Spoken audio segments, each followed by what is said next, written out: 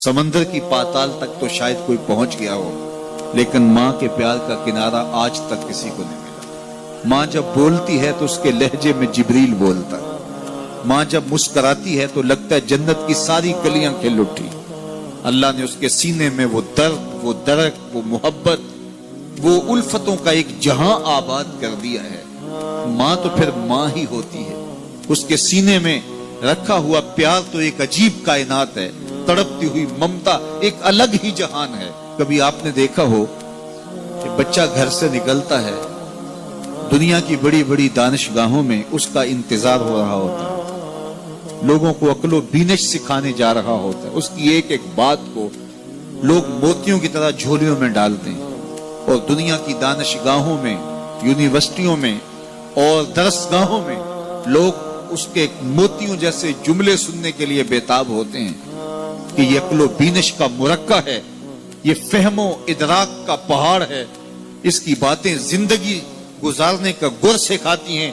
तो लोग सीखने के लिए जमा होते हैं। लेकिन वो शख्स जब घर से निकलता है तो माँ कितने भोले अंदाज में कहती है, पुत्र जरा सड़क ध्यान से अबूर करना। जो दुनिया को अक्लो बीनश का सबक सिखाने जा रहा है, उसको ये भी नहीं पता कि सड़क कैसे अबूर करनी है। लेकिन माँ के प्यार का रूप है, ये माँ की मोहब्बत का तेवर है, ये उसकी उल्फत के रंग हैं।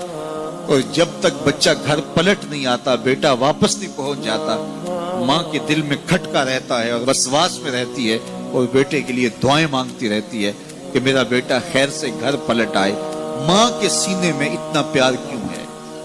दुख जी लेती है, तकलीफें गवारा कर लेती है।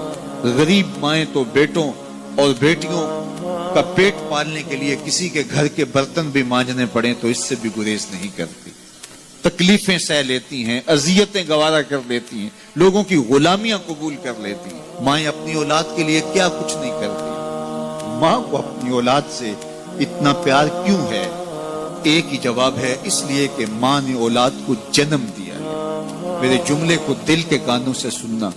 जिस माँ ने जन्म दिया है वो इतना प्यार करती है, तो जिस रब ने खलक किया है वो कितना प्यार करता है। जन्म देने वाली के प्यार का ठिकाना कोई नहीं, तो जो खलक करने वाला है उसके प्यार का अंदाजा कौन कर सकता? तो माँ गवारा नहीं करती कि मेरा बेटा भूखा रहे, तकलीफ में रहे, बेटा भूख में तड़पे, तो माँ बेचैन हो जाती है। तो जो 70 माओं से ज्यादा प्यार करता है, उसने कैसे गवारा कर लिया कि मेरा बंदा भूखा रहे? सहरी का खाना खाया है, कड़कती दोपहर है, बरसती गर्मी है, जुबान पे पिपड़ी जम गई, हलक खुश्क हो गया, खाने के लिए पीने के लिए सब कुछ मुयस्सर है, लेकिन कहा नहीं एक घूंट भी नहीं लेना।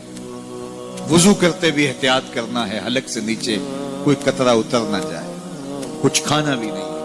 70 माओं से ज्यादा प्यार करने वाले रब ने ये कैसे गवारा कर?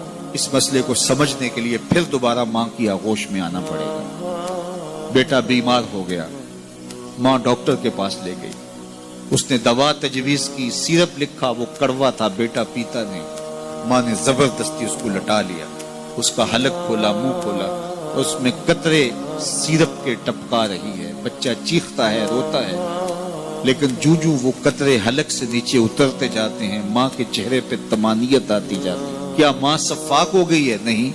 माँ की ममता छिन गई? नहीं। वो जो बेटे की आंख में आंसू नहीं देख सकती थी, वो तड़पते हुए बच्चे को देख के मुतमईन क्यों है? क्या माँ की ममता रुखसत होगी? जवाब नहीं। तो फिर क्यों माँ इतनी खुश है? कहा बेटा नहीं जानता, माँ जानती है। चंद लम्हों की तकलीफ है, कुछ लहजों की कड़वाहट और तलखी है, लेकिन ये सिरप जब मैदे में उतरेगा तो नतीजा शिफा की सूरत में बरामद होगा। माँ की निगाह इस कड़वे सिरप पे नहीं, माँ की निगाह नतीजे पे है। कहा 70 माओं से ज्यादा प्यार करने वाला रब तुम्हें बहुत प्यार करता है, लेकिन भूख और प्यास इसलिए गवारा करवाई जा रही है, लअल्लकुम तत्तकून। इसका नतीजा तकवे की सूरत में बरामद। तुम्हें इत्तिका की दौलत मिलेगी, तुम तकवे का नूर पालोगे। इसलिए महीना एक मौका है, एक फुर्सत है। हम इस फुर्सत को गनीमत जाने और अपने नफ्स को काबू में करें। रोजा हमें बहुत कुछ सिखाता है, इससे वो सब कुछ सीखें और अपने मन को संवारने की कोशिश करें। तो जब हम तकवे की दौलत पालेंगे तो रोजे का मकसूद हासिल हो जाएगा।